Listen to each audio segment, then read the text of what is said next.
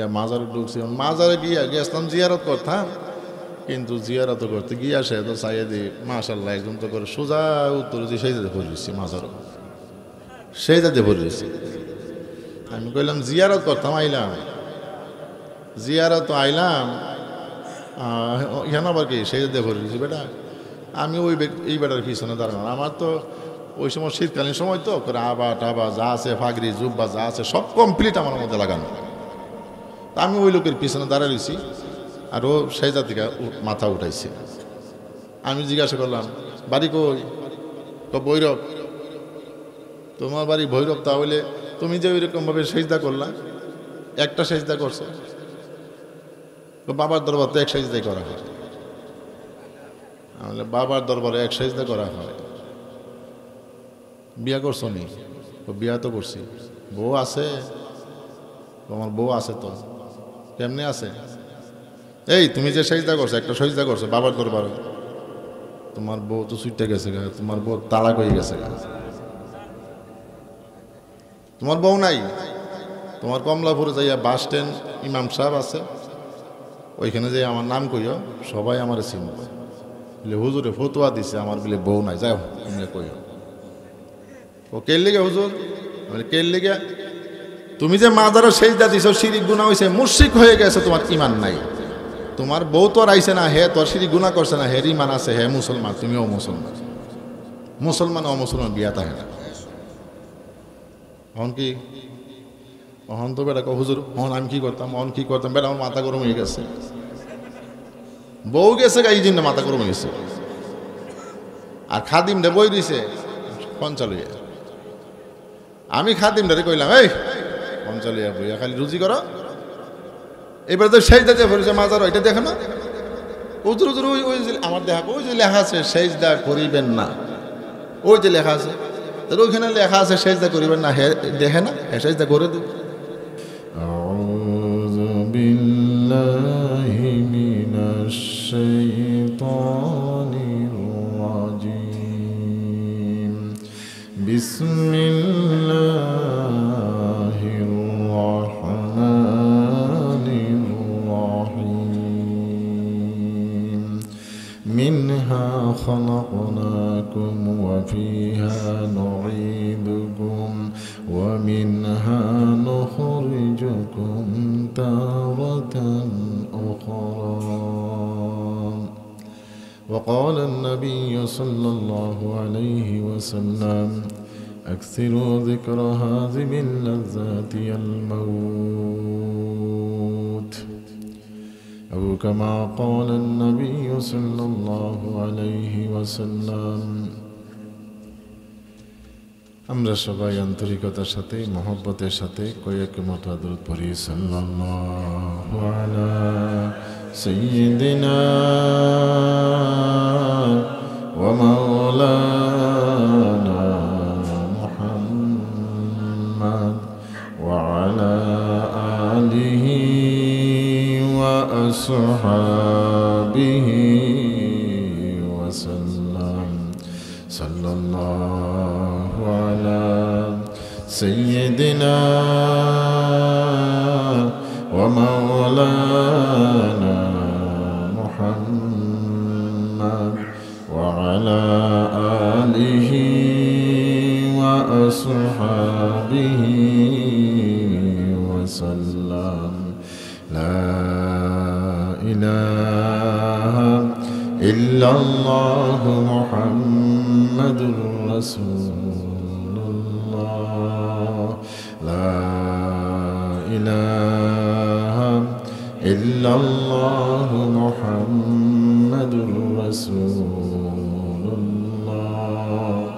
লা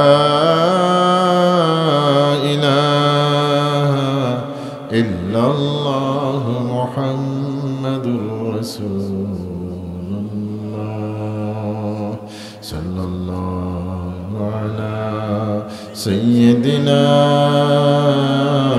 ওয়া মাওলানা মুহাম্মদ ওয়া আলা আলিহি ওয়া আসহাবিহি ওয়া সাল্লাম। লা ইলাহা ইল্লাল্লাহ লা ইলাহা ইল্লাল্লাহ লা ইলাহা ইল্লাল্লাহ লা ইলাহা ইল্লাল্লাহ লা ইলাহা ইল্লাল্লাহ লা ইলাহা ইল্লাল্লাহ লা ইলাহা ইল্লাল্লাহ লা ইলাহা ইল্লাল্লাহ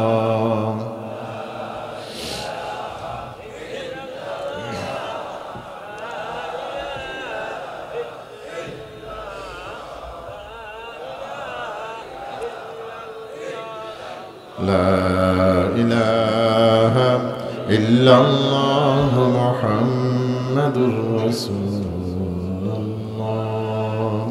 সাল্লাল্লাহু আলাইহি ওয়াসাল্লাম।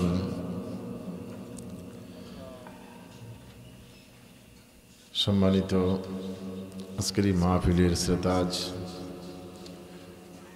মুহতারাম সভাপতি, আমাদের এই পাহাড়পুর গ্রাম, পাহাড়পুর ইউনিয়নের সর্বমান্য আলেমে দ্বীন হযরতে মাওলানা শাহ গিয়াসউদ্দিন খাদিম সাহেব, তিনি আমাদের এই বড় মসজিদের খতিব সাহেব, ইমাম সাহেব, দীর্ঘদিন ধরেই আমাদের এই মাহফিলের সভাপতি করে আসছেন। বরাবরের মতো এই বছরও ইনশাআল্লাহ খুবই সুন্দর মতেই সভাপতির দায়িত্ব পালন করছেন। অন্যান্য বছর আমরা যেরকমভাবে সারা রাত্রব্যাপী ফজর পর্যন্তই আমরা মাহফিল করেছি,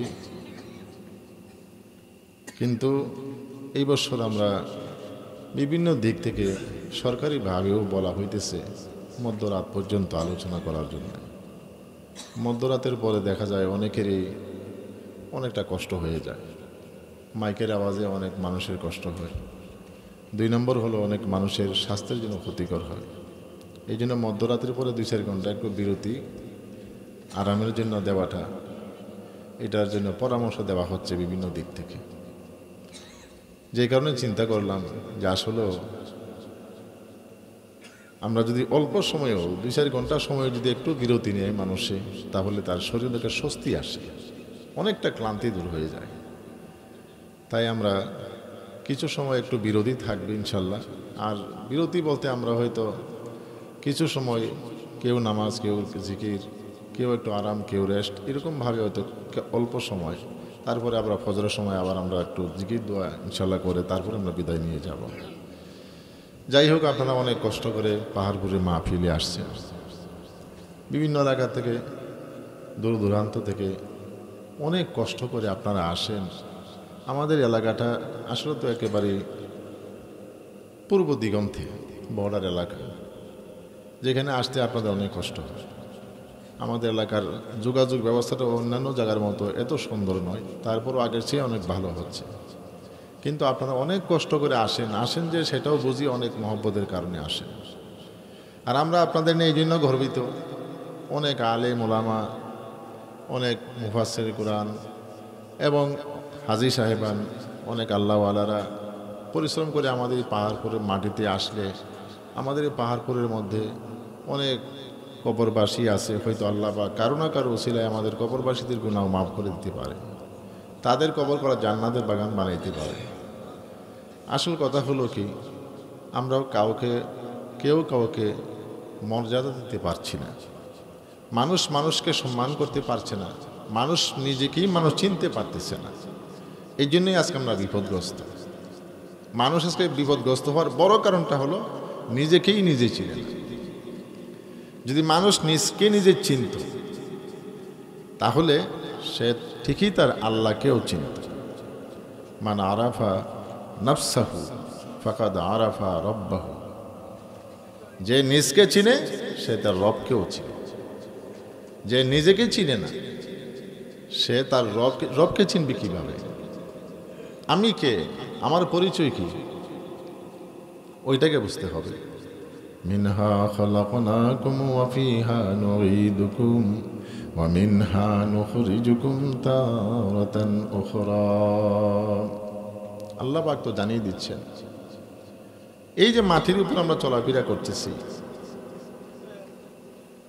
এটা কোন মাটি আমাদের পায়ের নিচে যে মাটি সেইটা কোন মাটি ওইটাকে আমরা চিন্তা করছি কোনোদিন আমরা তো চিন্তা করি না আমরা তো রং তামাশার মধ্যে আছি আমরা ডাইনে চাই বামে চাই উপরে চাই নিচে চাই যেদিকে তাকাই শুধু আমরা রং তামাশা করি মূলত যা কিছু আল্লাহ পাক সৃষ্টি করেছেন এগুলা মূলত রং তামাশার জন্য সৃষ্টি করা হয় নাই কোনো কিছুই রং তামাশার জন্য নয় जगह जी लगाने की दुनिया नहीं है जगह जी लगाने की दुनिया नहीं है ये गिबरत की जा है तमाशा नहीं है जा ये गिबरत है ये दुनिया कुछ नहीं ज़ीबा गरूर जा ये गिबरत है नहीं दुनिया এই যে দুনিয়াটা আছে এইটা জিবা গরুর অহংকারী এই সবগুলোর জন্য নয় এই সবগুলো কি হ্যাঁ ये नादानी के ऐसे जिसते पर इतना गरूर এই সবগুলোর মধ্যে মানুষ যে অহংকারী করতেছে এই সবগুলো হইল আহামকি এবং এই সবগুলি হইল নাদান বেকুবদের কাজ কেন এই তোমরা এই দুনিয়া নিয়ে তামাশা করছো অহংকারী করছো ফখর করছো কেন করতেছো মূলত সব তোমাদের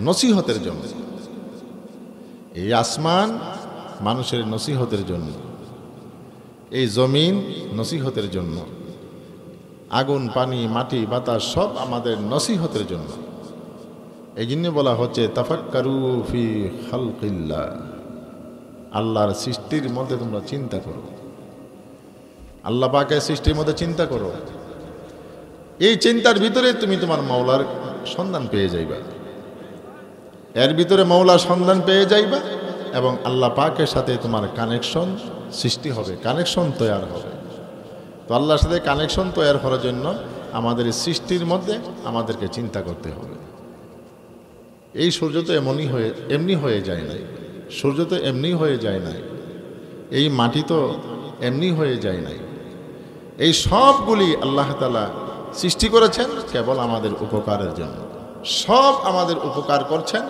কিন্তু আমরা সবগুলির মধ্যেই নিমক হারামি করছি আল্লাহ পাক সব কিছু দিয়েছেন আমাদেরকে কিন্তু আমরা নিমক হারামি করছি মানুষ নিমক হারামি করতেছে আল্লাহ তাআলা আমাদের আগুন দিয়েছে পানি দিয়েছে সব আমরা ভোগ করছি কিন্তু আমরা আল্লাহ পাকের সাথে নিমক হারামি করতেছি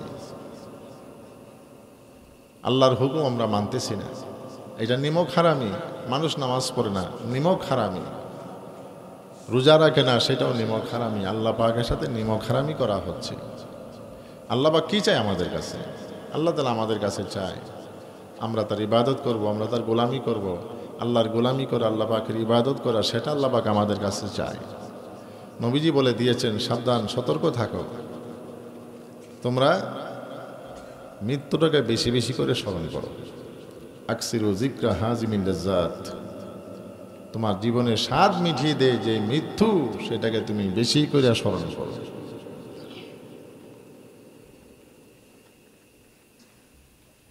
আল্লাহ রাসূল সাল্লাল্লাহু আলাইহি ওয়াসাল্লাম আমাদেরকে সেই মৃত্যুর কথাটা বারবার স্মরণ করার জন্য কেন বলছেন যাতে নেক আমলের প্রতি আমরা আগ্রহী হতে পারি বেশি করে যেন নেক আমল করতে পারি মওতকে আমরা স্মরণ করি না মৃত্যুর কথা আমাদের স্মরণে আসে না কিন্তু আমাদের যখন সামান্য একটা রোগ হয় তখনই মানুষটা ভেঙে পড়ে আমি তো বাঁচবো না আমি তো মরে যাব দোয়া চাই হুজুরদের কাছে দোয়া চাই বিভিন্নক্ষণ আমরা দোয়া চাই স্বাভাবিক একটা অসুস্থ রোগ হইল আমাদের একটা রোগ হচ্ছে তখনই দেখা যায় কি যেন আর বাঁচবেই না এমনটাই মনে হয় আমরা এমন শক্তিশালী মানুষের মতো এত দুর্বল কোনো জাতি আর আল্লাহ পাক সৃষ্টি করে না জ্ঞান বেশি, দুর্বল বেশি।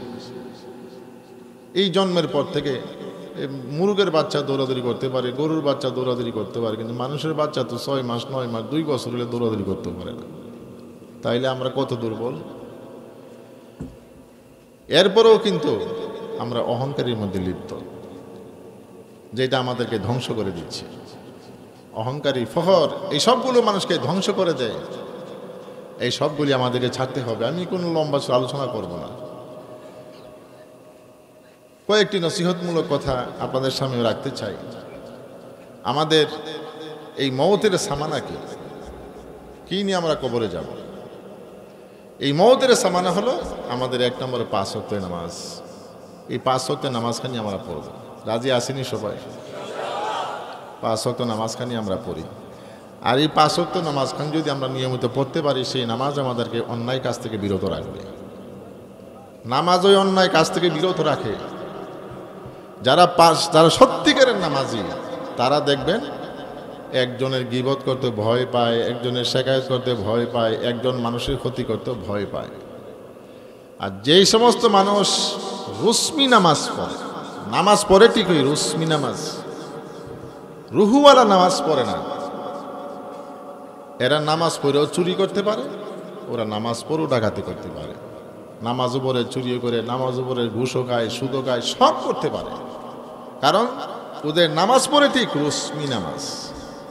ওদের নামাজের মধ্যে রুহ নাই, রুহুওয়ালা নামাজ পড়ে না। এই জন্য তাদের নামাজ অন্যায় কাজ থেকে বিরত করে না। যদি মানুষ সঠিকভাবে নামাজ পড়তো, তাহলে অন্যায় কাজ করতে পারত না। কত অন্যায় মানুষই করে। আমাদের নিজের অবস্থার উপর আমাদেরকে চিন্তা করতে হবে। নিজের অবস্থার উপর আমরা চিন্তা করি যে আমি কোন অবস্থায় আছি। আমি কি সত্যিকারের নামাজি, নাকি আমি রুসমি নামাজি? আমি কি সত্যিকারের মানুষ? আমাকে কয়েকদিন আগে এক জায়গায় প্রশ্ন করছে একজন সর্দার মানুষ, আপনাদের নবীনগর যে আপনারা অনেকে আসছেন, নবীনগরে একজন আমাকে প্রশ্ন করছে, হুজুর আর সর্দারি করতেন না, সর্দারি ছেড়ে দেন। অনেক পুরান মরিদ উনি, সর্দার মানুষ, সর্দারি করে। কয়েকদিন আগে আমাকে বলতেছে, হুজুর সর্দারি আর করতাম না, সর্দারি ছেড়ে দিব। পরামর্শ চাইতেছে আমার কাছে। আমি কেন ছাড়তেন, কেন? ওনার সর্দারি করে এখন বড় মহাবিপদ, মানুষ শত্রু হয়, দুশ্মন হয়, জাহান নামে যাওয়ান লাগবে। আমি বললাম, শোনেন, সর্দারির মধ্যে বেহেশত আছে, ছাড়তেন কেন? এটা নসিহতমূলক কথা বলছি। সর্দারির মধ্যেও বেহেশত আছে, সর্দারির মধ্যে দুজকও আছে। সর্দার 3 প্রকারের, হাদিসের মধ্যেও আছে। 3 প্রকার সর্দারের মধ্যে 2 প্রকারের সর্দার হইল জাহান্নামী, আর 1 প্রকারের সর্দার হইল বেহেশতি। তাহলে সর্দারি তো নিষেধ করা হচ্ছে না, কোরআনও নিষেধ করা হচ্ছে না। আসলিহু যাতা বাইনিকুম, তোমাদের মধ্যে সংশোধন করে দাও। যদি ঝগড়া বিবাদ হয়, গোলমাল হয়, 2 পক্ষ, তাদের মধ্যে আপোষ করো, মীমাংসা করো, এটা তো কোরআনে বলা হচ্ছে। তাহলে সর্দারি তো নিষেধ করা হচ্ছে না। নিষেধ করা হচ্ছে কোনটা? আল্লাহ রাসূল সাল্লাল্লাহু আলাইহি ওয়াসাল্লাম ইরশাদ করেছেন, সর্দার 3 প্রকার। এর মধ্যে 1 প্রকার আছে বেহেশতি সর্দারি, আর 2 প্রকার আছে জাহান্নামী সর্দারি। বেহেশতি সর্দারি কোনটা? যে সমস্ত মানুষ 2 পক্ষের কথা শোনার পরে সঠিক অঠিক বুঝার যোগ্যতা রাখে। দোনো পক্ষের জবানবন্দি শোনার পর সে বুঝতে পারে সত্য কইছে না মিথ্যা বলছে, এটা বুঝার যোগ্যতা আছে। এবং সেই যোগ্যতার ভিত্তিতে তার জ্ঞানে যেটাকে সঠিক মনে হচ্ছে, ওই সঠিকের পক্ষেই সে রায় দিছে, অন্যায়ের পক্ষে সে রায় দেয় নাই। তাহলে ওই জাতীয় সর্দার বেহেশতি। ওরা এই যে সর্দারি করলো, মেহনত করলো, পরিশ্রম করলো, এর জন্য আল্লাহ তাদেরকে জান্নাত দান করবে। এটা হাদিসের কথা। আরেক দল আছে সর্দার, যারা নাকি উভয় পক্ষের কথা শোনার পরে কে হক কে না হক বুঝার যোগ্যতা তার নাই। সে কিন্তু বুঝে না, দুনো পক্ষের কথাই শুনছে, কে যে আসল, কে যে নহল, কে যে সত্য, কে যে অসত্য, এইটুকু বোঝার যোগ্যতা ওর মধ্যে নাই।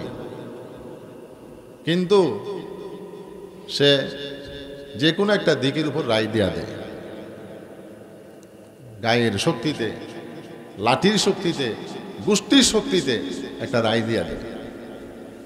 নিজেও বলতে পারতেছে না সঠিক কোনটা ও ঠিক কোনটা, নিজেও বুঝে না, কিন্তু সে রায় দিচ্ছে কিসের উপর? শক্তির উপরে। আমার লাঠি আছে, চুটা আছে, বল আছে, গোষ্ঠী আছে, বল আছে, এই সবগুলির উপর রায় একটা দিয়ে দিল, হ্যাঁ এটা মানতেই হবে। এই সকল সর্দাররা হইল জাহান্নামী, এর না বুঝে সর্দারি করছে। আরেক দল আছে সঠিকও বুঝে অঠিকও বুঝে, দুনো পক্ষের কথা শোনার পরে সত্য বুঝে অসত্য বুঝে, বুঝার পরেও যে কোনো স্বার্থের মধ্যে পড়ে, কোনো স্বার্থের কারণে, হয়তো বংশীয় স্বার্থ, না হয় গোষ্ঠীগত স্বার্থ, না হয় লাঠির স্বার্থ, আর না হয় টাকার স্বার্থ, যে কোনো এক স্বার্থের কারণে সে সত্যটাকে সত্য জানাও সে এটার বিপক্ষে গেছে, অন্যায়ের পক্ষে রায় দিয়ে দিছে, বুঝা শুনে রায় দিছে অন্যায়ের পক্ষে। কারণ সে টাকা পয়সা খাইছে, ঘুষ খাইছে, টাকার বিনিময়, পয়সার বিনিময়, অথবা টাকা খাইল না, পয়সা খাইল না, গোষ্ঠীর খাতিরে অন্যায় রায় দিছে, অথবা এই লোকটা আমার পক্ষে লাইটলগিরি করবে, তার পক্ষে রায় দিছে। যে কোনো একটা স্বার্থের কারণে সে অন্যায়টাকে সাপোর্ট করেছে, এই জাতীয় সর্দার জাহান্নামী। এটা হাদিসে বলা হচ্ছে। তাহলে আপনারা যারা সর্দারি করেন, এখানে কিন্তু বড় বড় সর্দার আছেন, আমি তো চিনি, এখানেও আছেন, এখানে আমার তো চোখের সামনে আছেন, আপনারা বড় বড় সর্দার আছেন, পুরো গ্রামে সর্দারি করেন, এই সর্দার আপনারা এখানে আছেন, আমি তো দেখি, চিনতেছি। এটা বলছি এই জন্য, যারা আমাদের সঙ্গে সম্পর্ক করেছেন তাদের প্রতি আমার একটা পরামর্শ থাকবে, বেহেশতি সর্দারি করেন, বেহেশতি সর্দারি করেন, আর জাহান্নামী সর্দারি আমরা ছেড়ে দিই। কি লাভে, কিসের জন্য? কেউ তো আমার সঙ্গী নয়, কেউ তো আমার সঙ্গী হবে না। আমি গায়ের জুড়ে যাই কিছু করি না কেন, আমি করতে পারবো, কিন্তু আমি কয়দিন করব, কতদিন? আমাদের সাথী সঙ্গী কতজন ছিল, আজকে তো দুনিয়াতে নাই। মানুষ কত অহংকারী করে, কত গর্ব করে, কত ফখর করে, কিন্তু অহংকারী, গর্ব, ফখর আপনার কতক্ষণ? আমাদের এটা কতক্ষণ থাকবে? আমরা তো মনে মনে কল্পনা করি আমার জীবনে আমার কোনো ক্ষতি করতে পারবে না কোনো মানুষ, আমার যে শক্তি, আমার কেউ কিছু করতে পারবে না, আমার ক্ষমতার কাছে সবাই হার মানবে, এমনটাও চিন্তা করে আমরা চলি। কিন্তু আল্লাহ তাআলা তো আমাদেরকে বারবার এরকম দৃষ্টান্ত আমাদের সামনে দাঁড় করিয়ে দিচ্ছেন যে তোমাদের জীবন এমন একটা জীবন, ক্ষণিকের মধ্যে আমি আল্লাহ ইজ্জত দিতে পারি, ক্ষণিকের মধ্যে বেইজ্জত করতে পারি, ক্ষণিকের মধ্যে সম্মান দিতে পারি, ক্ষণিকের মধ্যে অসম্মানীয় করতে পারি। আল্লাহ পাক এটা দেখাইতেছে না? আরে আমাদের দেশে তো একবার দুইবার না, বারবার আল্লাহ পাক দেখাইতেছেন, বারবার দেখাইতেছেন ক্ষমতার বাহাদুরি, তোমার গোষ্ঠীর বাহাদুরি, যত বাহাদুরি তুমি করছো, একদিন, 2 দিন, 5 দিন, 7 দিন, কিন্তু হঠাৎ করে দেখবে আল্লাহ পাকের গজব তোমার উপর এমনভাবে আসছে যে তুমি কল্পনাও করতে পারবে না যে কি পরিমাণ মুসিবত এখন তুমি পড়ে গেছো, তুমি কল্পনাও করতে পারবে না। তাই আমরা ওই সবগুলি না করে নিজের জীবনটাকে আমরা সুন্দর করি, 5 ওয়াক্ত নামাজ আমরা নিয়মিত পড়ি, আর এর সাথে করে আমরা হক পথে, ন্যায় পথে চলার জন্য আমরা চেষ্টা করি। আর কোনো মানুষের বিরুদ্ধে, কোনো মানুষের উপরে ষড়যন্ত্র, চক্রান্ত আমরা করার চেষ্টা না করি, এগুলি ভালো না। আজকে দেশ অশান্ত, কেন অশান্তি আমাদের মধ্যে? এত আমরা পারস্পরিকভাবে হিংসায়, বিদ্বেষে লিপ্ত, হিংসা বিদ্বেষ আমাদের মধ্যে বেশি। এই হিংসা বিদ্বেষগুলি ছাড়তে হবে। যাই হোক, আপনারা আমাদের এখানে আসছেন, কষ্ট করে আসছেন, আমরা আপনাদের জন্য আসলে যেরকমভাবে আদর আপ্যায়ন দরকার, এইসব তো আমরা করতে পারি না। আমাদের গ্রামের মানুষও যতটুকু সম্ভব চেষ্টা করে আপনাদেরকে একটু আদর আপ্যায়ন করার জন্য চেষ্টা করে। আর বিভিন্ন জায়গাতেও শুনি আপনারা প্রশংসাই করেন, পাহাড়পুরের মানুষ আমাদেরকে আপ্যায়ন করে, এটা আপনারা বিভিন্ন জায়গাতে বইলেও থাকেন শুনি, এই জন্য আমার কাছে ভালো লাগে। আলহামদুলিল্লাহ, আমাদের পাহাড়পুরের মানুষও এরকমভাবে মেহমানদারি করে, সবার মেহমানদারি করে। যাক, যদি কারো কাছ থেকে কোনো রকমের কষ্ট পেয়ে যান বা পেয়ে থাকেন তাহলে মাফ করে দিবেন। মাফ করবেন এই জন্য আমাকে মহব্বত করেন, এই জন্য। ঠিক না বে ঠিক? তা আমার উসিলা কি মাফ করতে পারেন না? না, আমার জন্য এত কষ্ট করতে পারবেন, এত দূর থেকে আসতে পারবেন, তো আমার এলাকার কারো কাছ থেকে কোনো কষ্ট পাইলে সেটাকে মাফ করা যাবে না? ইনশাল্লাহ অবশ্যই তো মাফ করে দিবেন। আর যারা নাকি বিভিন্নভাবে মানুষের ক্ষতি করার চেষ্টা করে, ইজ্জতের উপর আঘাত করতে চায়, সম্মানের উপর আঘাত করতে চায়, এটা সব জায়গার মধ্যে আছে। সারা বাংলাদেশের বিভিন্ন জায়গাতে এরকম মানুষ কিছু থাকে, এমন কিছু মানুষ থাকে যে মানুষগুলির কারণে অন্য মানুষগুলি অশান্তি ভোগ করে, এমন কিছু মানুষ সব জায়গার মধ্যে আছে। এইটা খালি আপনারা বিভিন্ন এলাকাতে আমরা পারপুরও আছে। সারা জগতের মধ্যে কিছু সংখ্যক মানুষ সমাজে বসবাস করে, যেই মানুষগুলির কারণে পুরা সমাজ, পুরা জাতি কষ্ট ভোগ করে, এমন কিছু মানুষ আছে। আল্লাহ পাক এই জাতিগুলিকে হেদায়েত করুন। আমি ওই আহরা ওয়াজ কইরা একদিন আসতেছি, ফজর তো ওই সময় গাড়ি গুড়ি পাইছি না, গাড়ি মিস করে লাইছিলাম। আইতাম আসলাম বাড়িতে, পরে গাড়ি গুড়ি না পাইয়া ফজর তো গেছি করমপুরের মাজারও, ভাবলাম একটু জিয়ারত করে করি। ফজর আজান হইছে, গেছি মাজারও, ওইখানে নামাজ পড়ুম। ওইখানে গিয়ে ফজর নামাজ পড়ছি দুর্গাপুর মসজিদে, ফইরা সাইরা আস্তে আস্তে গিয়ে মাজারে ঢুকছি। মাজারে গেছিলাম জিয়ারত করতাম, কিন্তু জিয়ারত করতে গিয়ে আসে তো চাইয়ে দিই মাশাল্লাহ একদম তো করে সোজা উত্তরে দিয়ে সেই যাতে ভরে দিচ্ছি, মাজারও সেই যাতে ভরে দিচ্ছি। আমি কইলাম জিয়ারত করতাম, আইলাম জিয়ারত আইলাম, এখানে আবার কি সেই যাতে ভরে দিচ্ছি। বেটা আমি এই বেটার পিছনে দাঁড়ানো, আমার তো ওই সময় শীতকালীন সময় তো করে আবা টাবা যা আছে, ফাগরি জুব্বা যা আছে সব কমপ্লিট আমার মধ্যে লাগানো। তা আমি ওই লোকের পিছনে দাঁড়ায় রয়েছি, আর ও সেই জাতিকা মাথা উঠাইছে। আমি জিজ্ঞাসা করলাম বাড়ি কই? তো ভৈরব। তোমার বাড়ি ভৈরব, তাহলে তুমি যে ওইরকমভাবে সেজদা করলা, একটা সেজদা করছো, তো বাবার দরবার তো এক সেজদাই করা হয়। তাহলে বাবার দরবারে এক সেজদা করা হয়। বিয়া করছো নি? বিয়া তো করছি। বউ আছে? তোমার বউ আছে তো? কেমনে আছে? এই তুমি যে সেজদা করছো, একটা সেজদা করছো বাবার দরবারে, তোমার বউ তো ছুটে গেছে গা, তোমার বউ তালাক হয়ে গেছে গা, তোমার বউ নাই। তোমার কমলাপুরে যাইয়া বাস স্ট্যান্ড ইমাম সাহেব আছে, ওইখানে যাই আমার নাম কইও, সবাই আমার চিনবে। বলে হুজুরে ফতুয়া দিছে আমার বলে বউ নাই, যাও তুমি কইও। ও কে লেগে হুজুর? বলে কে লেগে? তুমি যে মাজারও সেজদা দিছো, শিরিক গুনাহ হইছে, মুশরিক হয়ে গেছে, তোমার ঈমান নাই। তোমার বউ তো আর আইছে না, হে তোর শিরিক গুনাহ করছে না, হের ঈমান আছে, হে মুসলমান, তুমিও মুসলমান। মুসলমান অমুসলমান বিয়া থাকে না। এখন কি অহন তো বেটা হুজুর, অহন আমি কি করতাম, অহন কি করতাম, বেটা আমার মাথা গরম হয়ে গেছে। বউ গেছে এই জন্য মাথা গরম হয়ে গেছে। আর খাদিম রে বই দিছে পঞ্চালইয়া। আমি খাদিম রে কইলাম এই পঞ্চালইয়া বইয়া খালি রুজি করো, এবার তো সেজদা যে ভরেছে মাজার, এটা দেখো না হুজুর হুজুর, ওই যে আমার দেখা, ওই যে লেখা আছে সেজদা করিবেন না, ওই যে লেখা আছে, তাহলে ওইখানে লেখা আছে সেজদা করিবেন না, হে দেখে না, হ্যাঁ সেজদা করে দেব। আমি বলি হ্যাঁ বেটা লেখাপড়া জানে না, এই জন্য তুমি লেখলে কি হবে, এটা বুঝে না, তুমি পয়সা লইতে পারো, এটা বুঝাইতে পারত না, পয়সা দিয়ে লইতে পারো, বুঝাইতে পারো না, যেটা সেই গুণা এটা করো না, করো না। তাহলে আমাদের দেশে মানুষ অতি আবেগে শিরিক গুনাহ করতেছে। এই যে আমাদের মাজারগুলি, এই যে আমাদের মাজার আছে, আমরা এখানের মধ্যে আপনারা তো দেখেন সত্যিকার অর্থে তরিকত অনুযায়ী, মারিফত অনুযায়ী প্রত্যেক কবরবাসী নীরবতা চায়।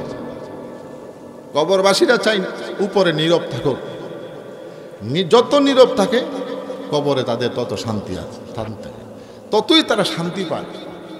আর যত উপরে হইচই হয় ততই কবরবাসী অশান্তি হয়। ছোট্ট একটা সংক্ষেপ একটা ঘটনা কয়ে দিই আপনাদেরকে। দেওবন্দ মাদ্রাসার এক আল্লাহর ওলি কাসেম নানতুবি রহমাতুল্লাহ আলাইহি, উনি এক সময় গিয়েছিল আজমি শরীফ জিয়ারতের উদ্দেশ্যে। ওইখানে যাওয়ার পরে এমন এক ঘটনা ঘটলো, ওখানে ওনারে বলা হইতাছে, কে যেন রাস্তার হঠাৎ একজন বলতেছে, কই যাও? জিয়ারত করতে যাই। জিয়ারত করবা হুজুরের দরবারে? হুজুর ওইখানে আছে? হুজুর তো এখানে নাই। কবরের মধ্যে তুমি যাইবা যে ওখানে তো নাই। আল্লাহ পাক ওইখানের সুরত ধরাইয়া ওই ওলিরে ওনার সামনে দাঁড় করাই দিছি। কেন? ওইখানে গান বাজনা হচ্ছে, বাদ্যযন্ত্র হচ্ছে, অশান্তির কারণে খুবই কষ্ট পাইতেছি। যে কষ্টের কারণে আমি ওইখান থেকে উঠা আল্লাহ পাকের চাইছি, আল্লাহ আমাকে দূরে সরাই দাও, আমি আর সহ্য করতে পারি না। যতক্ষণ নীরব তাকে আল্লাহর ওলিরা শান্তি পায়। এইটা আমাদের মাজার আপনারা দেখেছেন, বছর বছর আপনারা আসতেছেন, কত শান্তিময় আছে। অনেক ওই উরুস করবার লাগে দেয় না, উরুস করে না। উরুস না করলে ওলিরা বেলে বেজার হয়, ওরা জাহেল। এখানে উরুস না করলে, উরুস তো হইল হাঙ্গামা, দাঙ্গা হাঙ্গামা, হইসই, ওলিরা কষ্ট পায়। এইটা হইল ওলিরা শান্তি থাকার ব্যবস্থা। যত নীরব থাকবে আল্লাহর ওলিরা তত শান্তি হয়, আর যত হইসই হয় তত অশান্তি হয়। যে সমস্ত মানুষ আমরা ওজিফাগুলি আদায় করি, কিছু কবর নিয়ে যাওয়ার চেষ্টা করি। আর যাদের আমাদের 13 তসবির আমল আছে, আপনারা 13 তসবির আমলটুকু পালন করবেন। আমাদের তো কোনো আমল নাই। হাজী আমদাল্লাহ মুআজ্জের মক্কি রহমাতুল্লাহ আলাইকে জিজ্ঞাসা করা হয়েছিল, আপনি এত মুরিদ করেন কেন? হাজার হাজার মুরিদ, এত মুরিদ আপনি কেন করেন? তখন তিনি জবাব দিছিলেন যে আমি বেশি বেশি মুরিদ করি, কথা ঠিক আছে, আমার মুরিদ বেশি হই, আর মুরিদ বেশিই করি। আমার একটা উদ্দেশ্য হলো এটাই, এই জন্যই করি, হাসরের দিনে আমি আমার আমল নিয়ে বেহেশতে যাইতে পারবো কিনা, বাঁচতে পারবো কিনা সন্দিহান। বেশি মুরিদ এই জন্য, বেশি মুরিদ থাকলে হয়তো কিছু মুরিদ থাকবে এমন যারা নাকি বেশি বেশি নেক আমল করে আল্লাহর ওলি হয়ে যাবে, আর হয়তো বা এদের দোয়ায় বা উসিলাই হয়তো আল্লাহ আমারে মাফ করে বেহেশত দিয়া দিব। তাহলে এত বড় পীর মাশায়েখ হাজী আমদাল্লাহ মুআজ্জের মক্কি রহমাতুল্লাহ আলাই, যিনি মাথা নিচের দিকে করলে মদিনার সাথে সরাসরি সংযোগ হয়ে যাইত, নবীজির সাথে কথা বলতেন, সরাসরি মদিনার সাথে তার দিলের সম্পর্ক হয়ে যেত।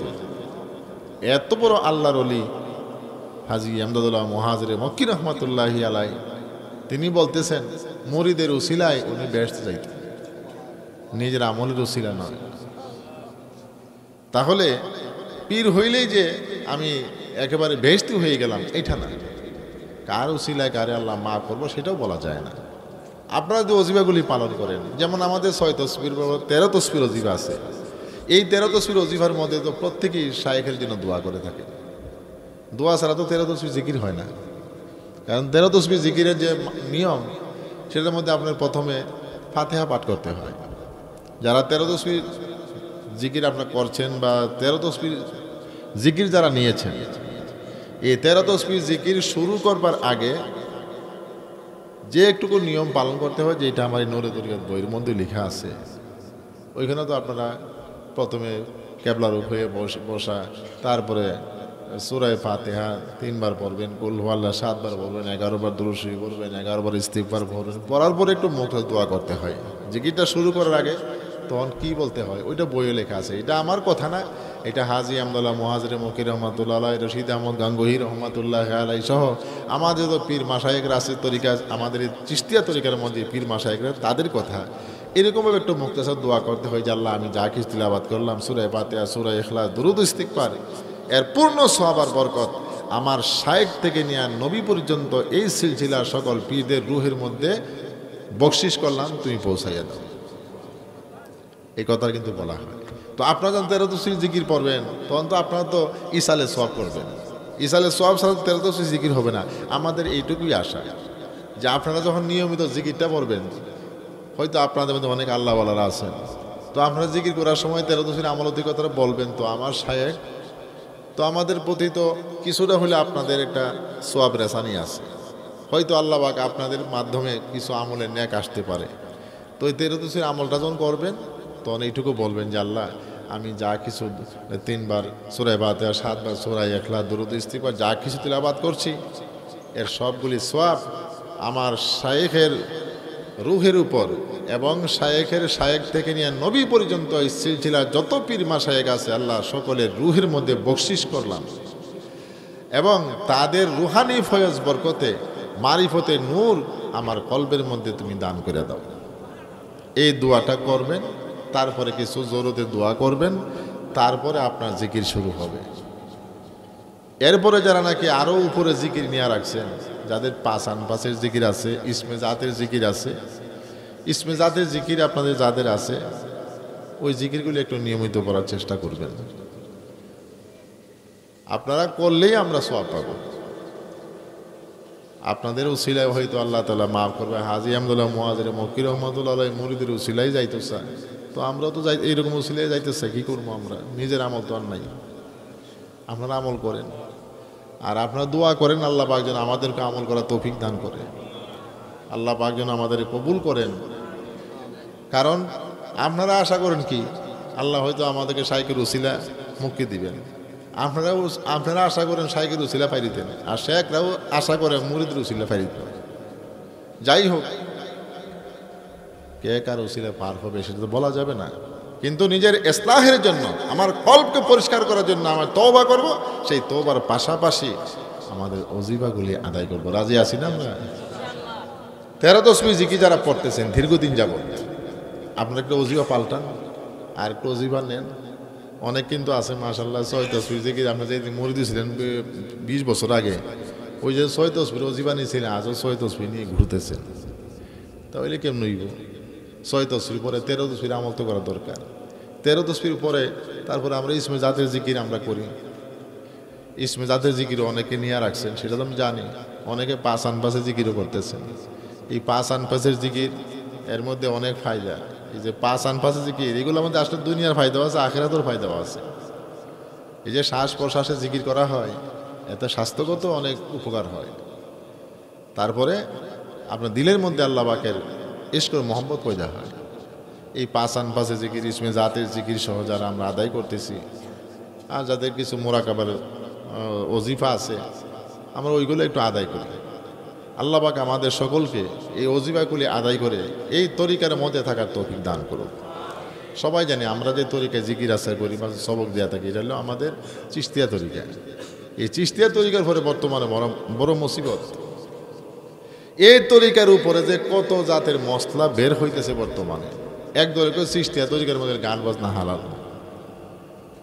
আমরাও চিশতিয়া তরিকা করি, আমরা বলি কি গান বাজনা বাদ্যযন্ত্র হারাম। আমরা বলি মাজারে উরুস করা বিদাত, নিষেধ। কেন মাজার ব্যবসা? কেন মাজার ব্যবসা? তো প্রয়োজন নাই। আমার রিজিকের মালিক আল্লাহ, আমার খাবার দাবারের মালিক হইল আল্লাহ, সব কিছুর মালিক আল্লাহ। আমি একজন কবরকে ব্যবসা করিয়া, কবরকে সামনে রেখা, কবরকে ফুজি বানাইয়া রুজি করবো, এটা আমার দরকারটা কি? আমার কবরকে আমার কবরে ফুজি বানাইয়া রুজি করতে হবে নাকি? এই যে মাজার আছে, আচ্ছা কোনছেন দিকে এই মাজারটা যদি আমরা চালু করে দিই, টাকা পয়সা কি মনে হয় কমাইব? 7 তলা 20 তলা বিল্ডিং হইতো না? সারা দেশে গুরুন লাগবো? সারা দেশে গুরুন লাগতো না। উনিও খাদিম সাহেব, আপনিও খাদিম সাহেব, হই আমরা খাদিম হই, গুরুন লাগতো না। যদি খালি একটু লাইনে যাওয়া হয়, লাইন চালুইব যে এখন থেকে সহি তরিকা ছাইরা বেদাত তরিকা গেলাম, বেদাত তরিকা গেলেই আর টাকার অভাব নাই, শয়তানে টেহাই নে বইরা বইরে দিবে। আল্লাহ তখন আল্লাহ কব আমি দিই না, শয়তানে দে, তোরা রে শয়তানে টেহা আনব কেন? মাজার ব্যবসা করে আমরা খাইতাম কেন? মাজারের মধ্যে দান বাক্স দিয়া দানের টেয়া উঠাইয়া এত ভিক্ষুক কেন? এগুলো আমরা খাবো কেন? কিসের দরকার এগুলা? আমার রিজিকের মালিক আল্লাহ, আমি আল্লাহর কাছে যাইব। আপনি কর্ম করে খান, মাজার ব্যবসা করে খাওয়ার চেষ্টা করেন না, কবর ব্যবসা করে খাওয়ার চেষ্টা করেন না, কোনো দরকার নাই। কবর আপনি জিয়ারত করবেন, মাজার জিয়ারত করবেন, এইসবগুলি কোনো দরকার নাই। আল্লাহ পাক আমাদের সহি বুঝ দান করো, সব বলে আমিন। আমরা জিকির আসারগুলি করব, আমাদের কলবের মধ্যে মারিফতের নূর যাতে আসে, আমরা সেই চেষ্টা করব। কবরের মধ্যে মোমবাতি জ্বালান যায়, জানা যায় কোনছেন? অনেকে তো আছেন জ্বালা, অনেকেই দে। অনেক মানুষ আছে আমাদের মধ্যে, কিছু আছে আবেগে করে। শাহজালাল যাই তো সিলেট, যদি ওয়াজ করতাম যাই, তখন সিলেটে গেলে সামনে পরে শাহজালাল জিয়ারত যাই। জিয়ারত নিষেধ নয়, কোনো কোনো মাজার আছে আমি গিয়েছি সামনে পড়ছে জিয়ারত করলাম। কবর জিয়ারত তো সুন্নত, এটা তো নিষেধ না। মেয়ে লোক যাওয়াটা হারাম, কবরের সামনে দাঁড়িয়ে মেয়ে লোক জিয়ারত করতে পারে না, এটা হারাম। বুখারী শরীফের হাদিস আছে, লাআন রাসূলুল্লাহ সাল্লাল্লাহু আলাইহি ওয়াসাল্লাম আলা যায়িরাতিল কুবুর ওয়াল মুত্তাখিযিনা আলাইহাল মাসাজিদ ওয়াস সুরুজ। আল্লাহ এবং আল্লাহ রাসূল লানত দিয়েছেন, অভিশাপ দিয়েছেন ওই সমস্ত নারীদের উপরে যারা নাকি কবর জিয়ারতে যায়। কবরের পাশে থেকে যারা জিয়ারত করে, বাড়ির থেকে মহিলারা জিয়ারত করবে, বাড়ির থেকে দোয়া পড়বে, সোয়াব রিসানি করবে, আল্লাহ যা কিছু পড়ছি আমার মা বাবা রুহ পৌঁছাই দাও। তারা কবর বা মাজারের পাশে যেতে পারবে না। এবং রাসূল এবং নবীজি লানত দিয়েছেন ওই সব উম্মতের উপরে যারা নাকি কবরের মধ্যে বাতি জ্বালায়। অপচয়, অপচয়। কেন আপনি বাতি জ্বালান? অপচয়। আপনি মোমবাতি মসজিদে দেন, নামাজিরা জ্বালাইব, উপকার হইব। মোমবাতির বদলা কারেন্টের বিল, বিদ্যুৎ বিল দিয়ে আসেন, মসজিদে সোয়াব হবে। এই মোমবাতিগুলি কেন ফুটতেছেন মাজারে, কবরে কেন ফুটতেছেন? এগুলা জায়েজ না, এগুলা বিদআত, এইসবগুলি করা যাবে না। আল্লাহ পাক আমাদের এই গ্রামকে এবং আপনাদের সকলকে সকল বিদআত থেকে মুক্ত রাখুক, সবাই আমিন।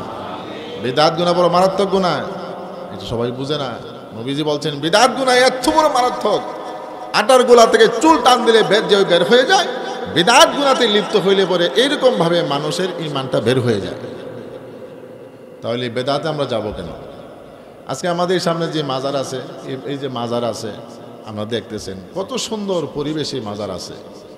আল্লাহ পাক এই সুন্দর পরিবেশকে যেন আল্লাহ বহাল রাখে, কিয়ামত পর্যন্ত আল্লাহ যেন আমাদের সুন্দর পরিবেশকে বহাল রাখে। কোনো রকমের বেদাত, কোনো বেদাতিরা কোনো বিদআত কাজ যেন করতে না পারে। আল্লাহ পাক তারা কুদরতে ফয়সালা ওদেরকে দূরে সরাইয়া দেয়।